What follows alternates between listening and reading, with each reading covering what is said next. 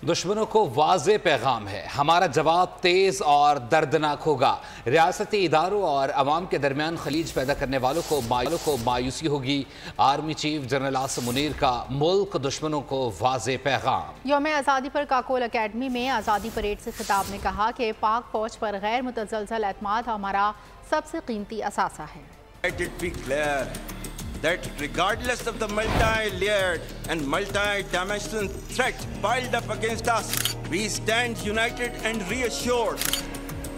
Traditional or non-traditional, dynamic or proactive, whatever form of warfare is applied against us, our retribution will be sharp and painful, and we will certainly strike back far and deep.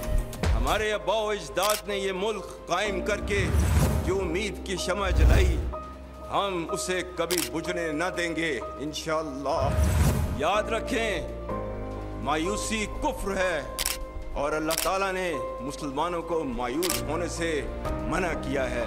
मैं यहाँ ये भी बावर कराना चाहता हूँ कि रियासती इदारों और अवाम के दरमियान खलीज पैदा करने की कोशिश करने वाले अनासर को मायूसी के सिवा कुछ हासिल ना होगा और इसके नतीजे में वो मजीद रुसवाई का शिकार होंगे। We know that freedom is not for free.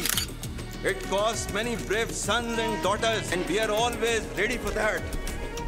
I have the people of Pakistan and its security forces will never relent and let anyone cast an evil eye on this great country.